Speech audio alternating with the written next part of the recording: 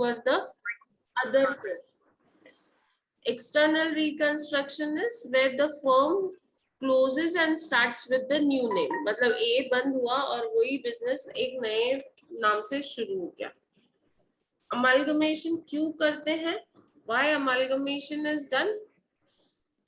What are the advantages of amalgamation? It increases profit or reduces loss, helps in expansion of business. It gives the benefit of economies of scale. मतलब आप बहुत सारा एक साथ purchase करोगे तो cell करोगे उसमें आपको बेनिफिट मिलता है. Helps in reduction of tax, increases market price of shares. Disadvantages भी है कि two companies have different culture. तो वो कल्चरल एडजस्टमेंट पॉसिबल है या नहीं है, it becomes a question mark many a time. There is loss of employment, change in management, management change हो जाता है, पहले डायरेक्टर्स कोई होते हैं फिर बाद में कोई होता है. And change management, how to manage the change. एक नया मैनेजमेंट आया है उसको कैसे अडॉप्ट करना है. सो technologies, terminologies that we use are vendor firm or transferer firm. Means जो firm अपना business sale करता है उसको बोलते हैं vendor firm. अगर मैं अपना business sale कर दूंगी किसी third party को तो मेरे को मेरा current business बंद करना पड़ेगा. So vendor firm or transferer firm is the one who sells the business to the new firm. हमने हर केस में देखा कि vendor firm कौन कौन सा था. And remember that vendor firm को अपना बिजनेस बेचने के लिए पहले उसको बंद करना पड़ेगा. तो एक तरफ डिसोल्यूशन है और दूसरी तरफ new firm, new business startup है. परचेजिंग फर्म, ट्रांसफरी फर्म और न्यू फर्म, मतलब ये वो फर्म है जो बिजनेस परचेज करता है. This is the firm which will be purchasing business of the other firm.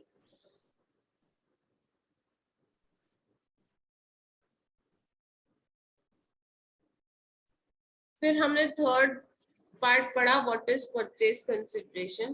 Purchase consideration is the amount payable by purchasing firm to vendor firm. Amount payable by purchasing firm to vendor firm. Purchasing firm vendor firm का business खरीद रही है तो business के लिए जो भी amount pay करना है that is called as purchase consideration. अलग अलग मेथड्स है परचेज कंसिडरेशन के. One is lump sum method, other is net asset method, then net payment method and intrinsic value method.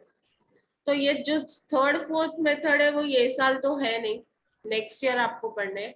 Which method we are going to use is net asset method. हमारे लिए important method कौन सा है? Net asset method. What is net asset method? Net asset method means asset minus liabilities, but we have to take only those assets which are taken over by the purchasing firm at an agreed value minus liabilities taken over at an agreed value. Net asset कैसे निकालते हैं? तो net asset is asset minus liabilities. Which asset minus which liabilities? Those assets and liabilities which are taken over by purchasing firm. Purchasing firm आपका business खरीद रही है. Business खरीदने का मतलब आपके एसेट्स और लाइबिलिटीज आपसे परचेज कर रही है. वही एसेट्स लेना है पीसी में जो परचेजिंग फर्म ने आपसे लिए हैं. परचेजिंग फर्म बोलती है हमको फर्नीचर नहीं चाहिए तो फर्नीचर पीसी में नहीं आएगा, नेट एसेट में नहीं आएगा. Is it clear? So asset taken over by purchasing firm at an agreed value minus liabilities taken over at an agreed value. Now we have here two firms. One is vendor firm and other is purchasing firm. Vendor firm में dissolution हो रहा है. क्या हो रहा है? Dissolution. Dissolution means business is closed down. Purchasing firm में क्या हो रहा है? New business is started.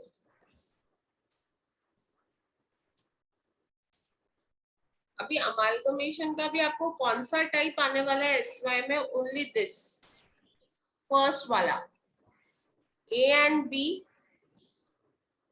अपना बिजनेस सी को बेच रहे हैं. एक्विजिशन, एक्सटर्नल रिकंस्ट्रक्शन नहीं आएगा आपको, सिर्फ ये वाला पार्ट आएगा. ए और बी एक फर्म है जो अपना बिजनेस सी को बेच रहे हैं. So this much only you have to do in SY. बाकी सब टीवाई में। So what will happen is vendor firm dissolve होगा और purchasing firm new firm start होगा। जो फॉर्म डिसॉल्व होता है उसके बुक्स में हमको अकाउंट्स बनाने पड़ते हैं। First account would be realisation account. कौन सा अकाउंट बनाना पड़ेगा? Second would be partners capital account, owners account that is.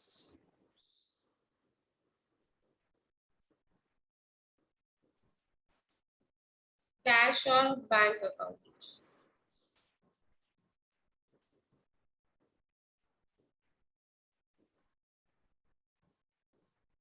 and purchasing firm account.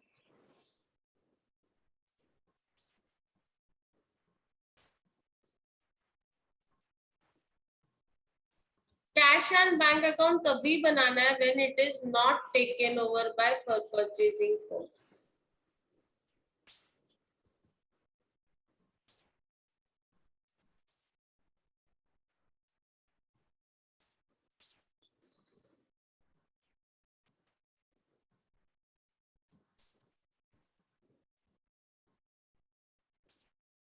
कौन कौन से अकाउंट्स बनाएंगे हम लोग? हम लोग बनाएंगे वेंडर फर्म के बुक्स में will be preparing realisation account. Realisation account is an account, अभी रियलाइजेशन अकाउंट एक नॉमिनल अकाउंट है। This nominal account is specially open to sell assets and liabilities, to sell asset and pay off liabilities. हम लोग ये account क्यों बनाते हैं? So that we can sell asset and pay off liabilities. So पहला account जो हम बना रहे हैं दैट इज रियलाइजेशन अकाउंट। इसका ये कौन सा टाइप का अकाउंट है? Nominal account. Nominal account rule क्या है? What is the rule for nominal account?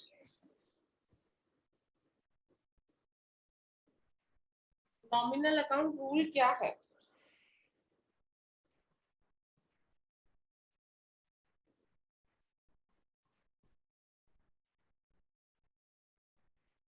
जल्दी बोलो, नॉमिनल अकाउंट रूल क्या है?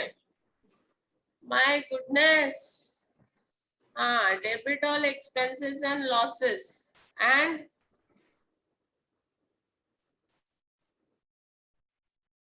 credit all incomes and gains. yes, credit all incomes and gains.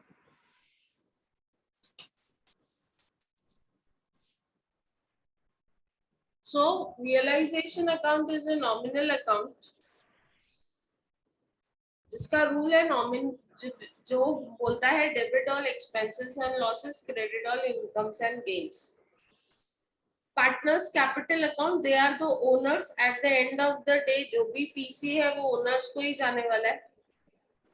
Cash and bank account हम तभी बनाएंगे when it is not taken over by the purchasing firm. Cash and bank एक asset है, अगर purchasing firm ने ये asset take over किया तो ये अकाउंट बनाने की जरूरत नहीं है।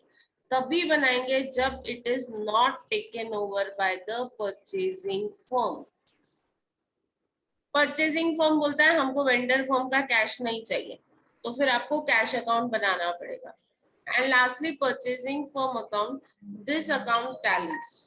ये अकाउंट लास्ट में अगर टैली हो गया मतलब आपका प्रॉब्लम राइट है, अगर टैली नहीं हुआ तो मतलब आपका प्रॉब्लम रॉन्ग है। तो वेंडर फर्म में हम रियलाइजेशन अकाउंट बनाते हैं, पार्टनर्स कैपिटल अकाउंट बनाते हैं, cash and bank, purchasing firm. Cash and bank is an optional account. ये अकाउंट सब बनाने से पहले हमको जर्नल एंट्रीज आनी चाहिए। We need to know what are the journal entries, and these entries are related to dissolution. आपने किया है ना dissolution 12th standard में? Have you all done dissolution in 12th standard? Yes or no? Yes. Yes, ma'am. तो ये dissolution ही है, it is dissolution, जहां पे हम एक एक एसेट नहीं बेच रहे, सारे एसेट एक साथ ही बेच दे रहे हैं परचेजिंग फर्म को। ठीक है, परचेजिंग फर्म में हमको सिर्फ एसेट्स आए हैं इसकी जर्नल एंट्रीज करनी है। We are required to do only journal entries for assets taken over, assets and liabilities taken over. That is for business purchase. And we have to prepare balance sheet. और हमको क्या करना है, balance sheet बनानी है, क्योंकि ये business बंद हो गया लेकिन यहाँ पे तो नया चालू हुआ ना, तो वहां पे सारे एसेट्स और लाइबिलिटीज हमको बैलेंस शीट में दिखाने. Is that clear? Journal entries and balance sheet in the books of purchasing firm and in the books of vendor firm, we have to first pass journal entries, then prepare ledger account. There are 4 ledger account. One is realization account, other is partners capital, cash and bank, and purchasing firm account. Okay. Any doubt till here?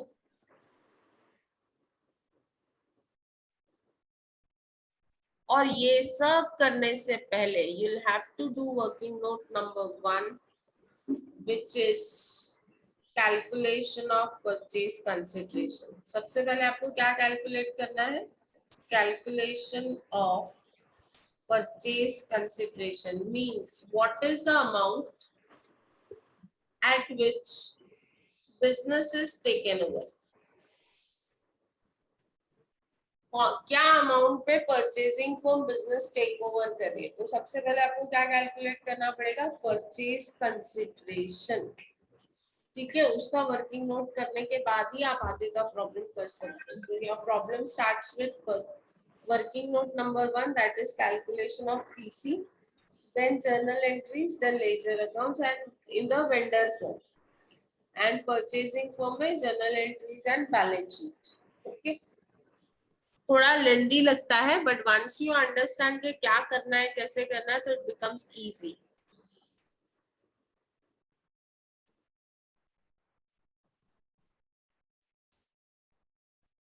So journal entries in the books of vendor firm.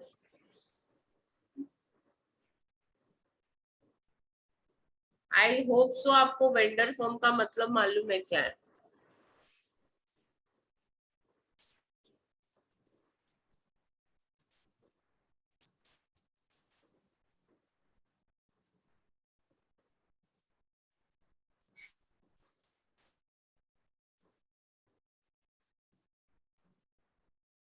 Columns would be serial number, particulars, sorry, transaction, and journal entry.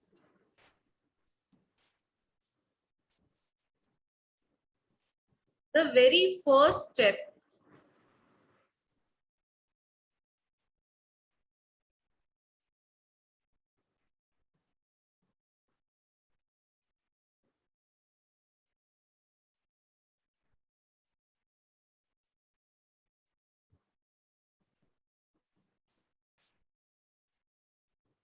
ये साक्षी, very good. Selling firm, vendor firm, जो बोलना चाहो.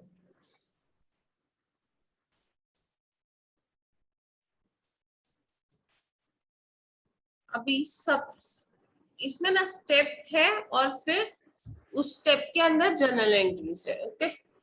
Step 1 is transfer balance sheet items at book value.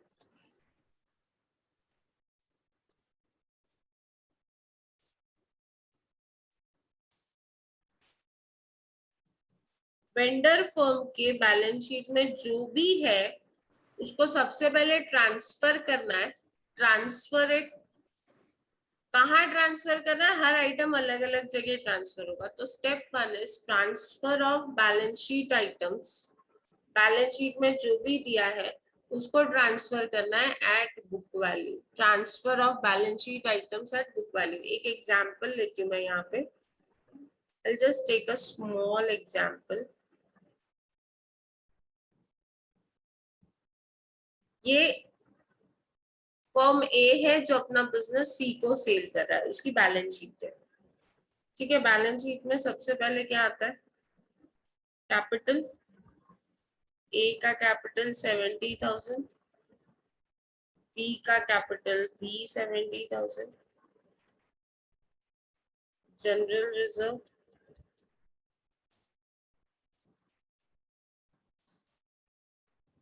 60,000,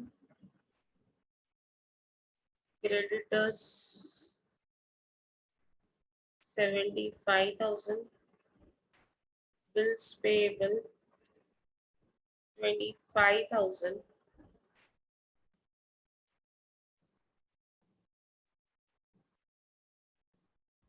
loan 50,000. सो ये total हुआ liability side का 3,50,000.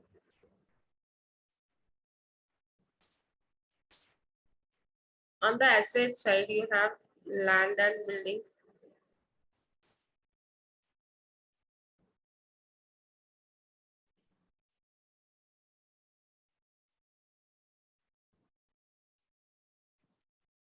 Plant and machinery. 50,000. Stock 1,10,000. Debtors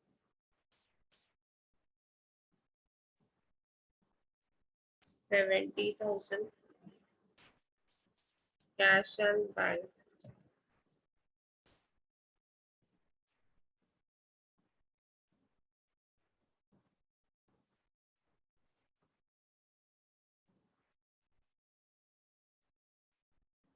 20,000.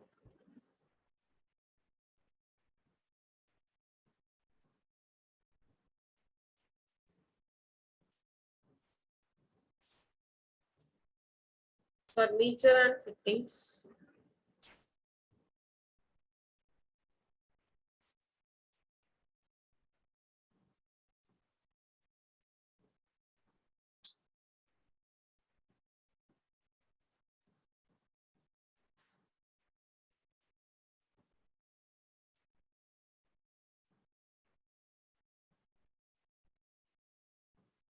25,000. ठीक है. So this is liability amount, asset amount. ये किसका है? This is of vendor firm. किसका है ये बैलेंस शीट किसकी है? वेंडर फर्म की. क्योंकि परचेसिंग फर्म में तो अभी तक कुछ आया ही नहीं है, परचेज ही नहीं हुआ बिजनेस, तो उसकी कोई बैलेंस शीट नहीं बनती है, दी होती है, वो बाद में हमको बनानी पड़ती है. ठीक है. अभी ये बैलेंस शीट ऑफ फर्म ए है. अभी सबसे पहला स्टेप क्या है? Transfer balance sheet items at book value. सबसे पहला स्टेप क्या है? Balance sheet items book value पे ट्रांसफर करो. ये सारे बैलेंस शीट आइटम्स है, इसको बुक वैल्यू पे, बुक वैल्यू पे मतलब ये जो बैलेंस शीट में जो अमाउंट दिया है इसी पे ट्रांसफर करना है. एडजस्टमेंट में आपको बहुत कुछ बोला होगा, लेकिन वो सारी एडजस्टमेंट न्यू फर्म के लिए है, वो वेंडर फर्म के लिए कुछ नहीं है. उसको कुछ भी इनकॉर्पोरेट नहीं करना है. आपको जो भी करना है वो आपको ये बैलेंस शीट वैल्यू पे ही करना है. आपका first step is purely at balance sheet. आपको ये बैलेंस शीट वैल्यू पे ही लेना है. पहला स्टेप सबसे पहले आएगा इसमें. First entry is transfer of assets, sundry assets. इसमें जो भी एसेट्स दिए हैं, तो पहला स्टेप आपको क्या करना है? ये सन्ड्री एसेट्स को ट्रांसफर करना है. Transfer sundry assets to realisation account. कहाँ जाएगा ये सारा एसेट? रियलाइजेशन अकाउंट में. ठीक है. अभी asset has which balance? Asset को कौन सा बैलेंस होता है? एसेट, ये एसेट है, इनका बैलेंस कौन सा होता है? Asset has which balance? Yes, asset has Tanvi debit balance. Correct. सारे एसेट्स को डेबिट बैलेंस होता है. तो अगर मुझे इनको ट्रांसफर करना है तो इसको क्या करना पड़ेगा? बेसिकली मैं क्या कर रही हूँ ना, सारे अकाउंट्स क्लोज कर रही हूँ, और वो क्लोज करके जो भी बैलेंस है उसको रियलाइजेशन अकाउंट में ट्रांसफर कर रही हूँ. जैसे land and building 75,000 balance sheet में दिख रहा है, मतलब लैंड एंड बिल्डिंग अकाउंट में 75,000 बैलेंस है डेबिट साइड में। अभी मुझे उसको क्लोज करना है, तो मेरे को क्या करना पड़ेगा? If I want to close land and building, या फिर मुझे ट्रांसफर करना है एसेट्स को, तो मुझे ये एसेट जो डेबिट है इनको क्या करना पड़ेगा? क्रेडिट करना पड़ेगा। क्रेडिट करना पड़ेगा। वेरी सिंपल, जब आपको कोई एसेट ट्रांसफर करना है तो उसको क्या करना है? Credit. It has a debit balance, तो उसको ट्रांसफर करने के लिए उसको क्या करना पड़ेगा? क्रेडिट करना पड़ेगा। कहाँ ट्रांसफर कर रहे हो? Where are you transferring this asset? कौन से अकाउंट में ये एसेट्स ट्रांसफर कर रहे हो? Realisation account. रियलाइजेशन अकाउंट में। कहाँ ट्रांसफर कर रहे हैं? रियलाइजेशन अकाउंट में। So my entry would be realization is the receiver, realization account में आ रहा है तो realization account debit, realization account debit. 2, क्या ट्रांसफर कर रही हूँ? sundry assets. Why sundry assets are credited? अगर आपको मालूम है sundry asset क्यों क्रेडिट हुआ है, तो आपको मालूम है कि रियलाइजेशन अकाउंट क्यों डेबिट हुआ है। एसेट को डेबिट बैलेंस है, उसको ट्रांसफर करने के लिए मैंने क्या किया? क्रेडिट किया। इसके लिए मुझे रियलाइजेशन अकाउंट में ट्रांसफर करना है डेबिट बैलेंस, तो रियलाइजेशन को डेबिट करना पड़ेगा। I want to transfer the debit balance to realization account, so it will be realization account debit to sundry assets. Are you getting it? समझ में आया? Yes, no? Yes ma'am. So first entry is realization account debit to sundry assets. Any doubt? No ma'am. Anyone, any doubt? पहले हमने क्या transfer किया? Sundry asset. Sundry asset में land and building भी transfer होगा, प्लांट एंड मशीनरी भी transfer होगा, stock भी ट्रांसफर होगा, डेटर्स भी होगा, फर्नीचर एंड फिटिंग्स भी ट्रांसफर होगा। कैश एंड बैंक सिर्फ तब ट्रांसफर होगा when it is taken over by the purchasing firm. ये हमारा नोट है, इधर नोट लिखेंगे। Cash and bank will be transferred to realization account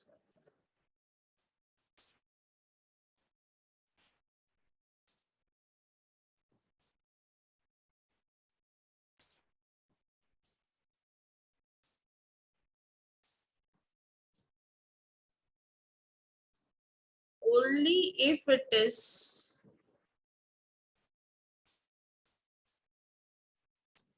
taken over by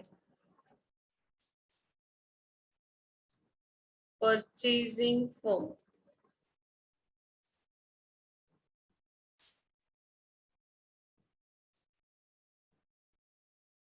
In other words,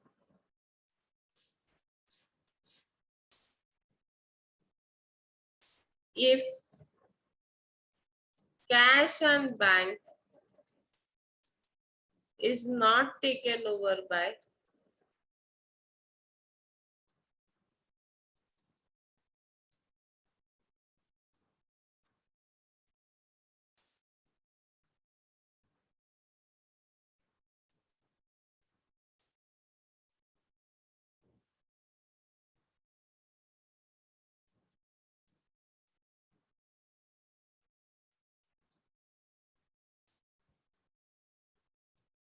separate cash account will be opened.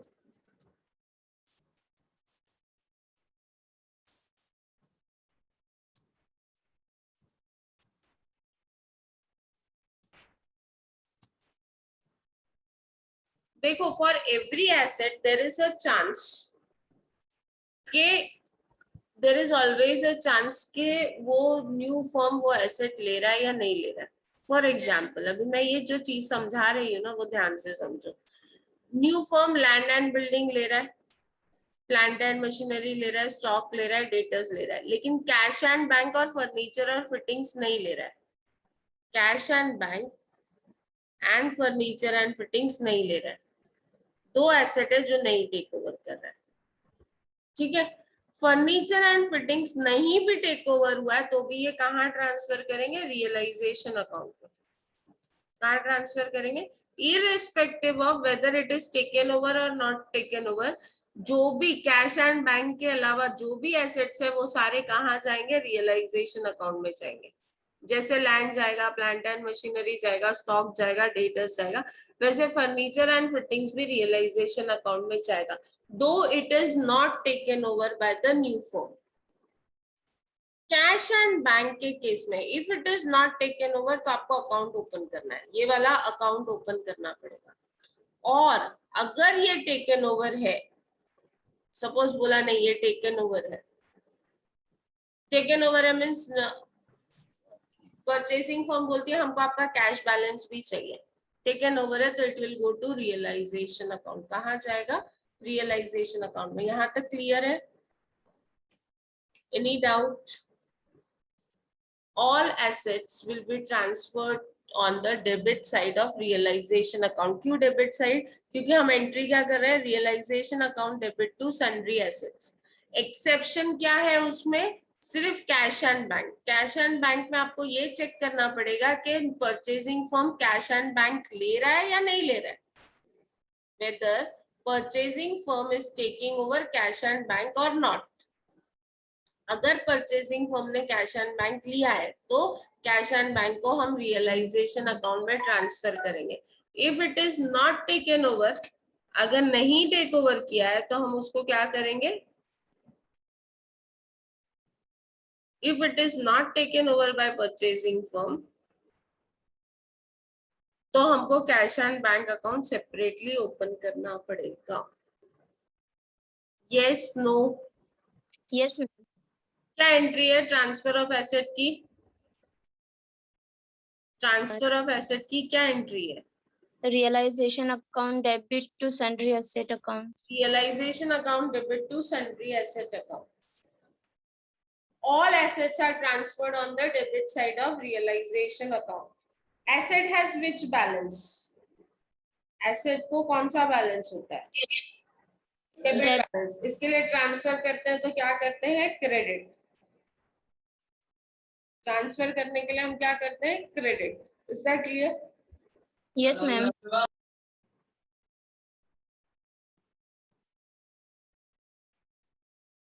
Cash and bank account कब open करना पड़ता है, cash and bank account हम कब open करते हैं, purchase firm अगर मतलब लेने के लिए तैयार रहेगा तो कैश अकाउंट ओपन नहीं करना पड़ेगा, अगर वो लेने के लिए तैयार नहीं रहेगा तो कैश अकाउंट ओपन करना पड़ेगा।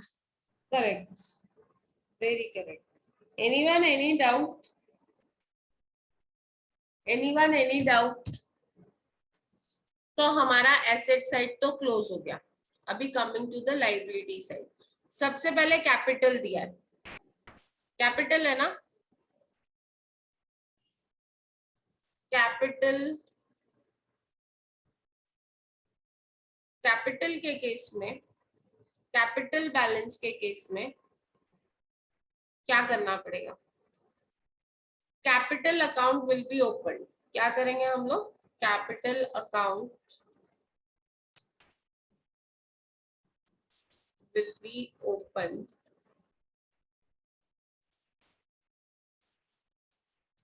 and balance will be shown on the credit side। क्यों क्रेडिट साइड में,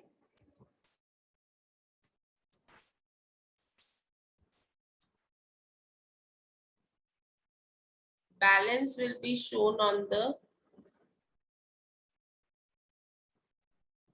credit side। क्यों, liabilities has which balance, liability side, liabilities को कौन सा बैलेंस होता है, liability has a credit balance, so capital account also has a credit balance। अगर capital liability side में दिया है मतलब उसका क्रेडिट बैलेंस है। If liability is given on the credit side means it has a credit balance and this credit balance will be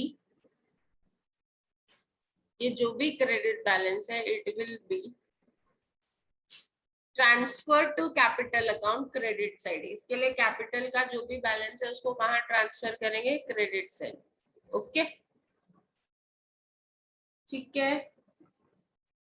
yes ma'am. Capital के बाद क्या है, कैपिटल के बाद क्या है, general reserve. General reserve. Transfer accumulated profit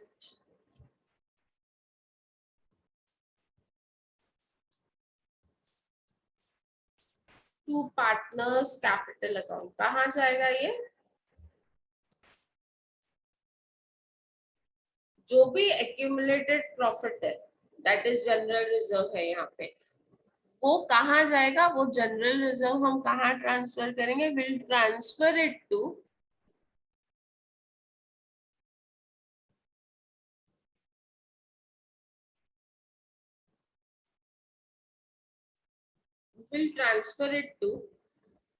capital account, partners capital account में transfer करेंगे इन प्रॉफिट शेयरिंग रेशियो। क्योंकि जो भी प्रॉफिट है उस प्रॉफिट पे किसका राइट है, जो भी प्रॉफिट है उस प्रॉफिट पे the partners have a right to that profit, partners को उस प्रॉफिट पे राइट है। अभी general reserve also has a credit balance, general reserve को भी क्रेडिट बैलेंस है ना, क्योंकि लाइबिलिटी साइड है। अगर इसको ट्रांसफर करना है तो क्या करना पड़ेगा, general reserve also has a credit balance, इसको ट्रांसफर करना है तो क्या करना पड़ेगा, यस डेबिट करना पड़ेगा। क्या करना पड़ेगा, डेबिट करना पड़ेगा। मुझे जो भी अकाउंट ट्रांसफर करना है उसको जो भी अकाउंट मुझे ट्रांसफर करना है उस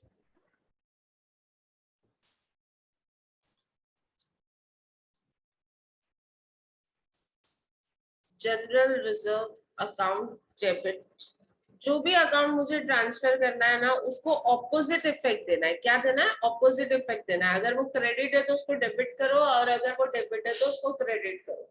सो जनरल रिजर्व अकाउंट डेबिट कहाँ ट्रांसफर कर रहे हैं, कौन से अकाउंट में ट्रांसफर कर रहे हैं जनरल रिजर्व को, कैपिटल अकाउंट। जनरल रिजर्व को हम कौन से अकाउंट में ट्रांसफर कर रहे हैं, partners where are we capital account, transferring general reserve, partners capital account debit side. Partners capital account. तो यहाँ पे क्या लिखेंगे, टू पार्टनर्स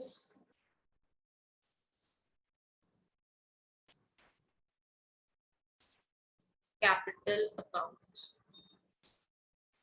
अभी ये पार्टनर्स में डिवाइड करना है तो you have to use PSR. क्या यूज करना पड़ेगा यहाँ पे, प्रॉफिट शेयरिंग रेशियो, जैसे हम लोग पीस मिल में करते थे। जो भी जनरल रिजर्व होता था पार्टनर्स कैपिटल में ऐड करते थे, वो कौन से रेशियो में ऐड करते थे, PSR. Are you getting it, general reserve transfer कहाँ किया हमने, पार्टनर्स कैपिटल अकाउंट में। What is the entry, general reserve account debit to partners capital account. Are you getting it? Yes ma'am. Yes. Yes, no.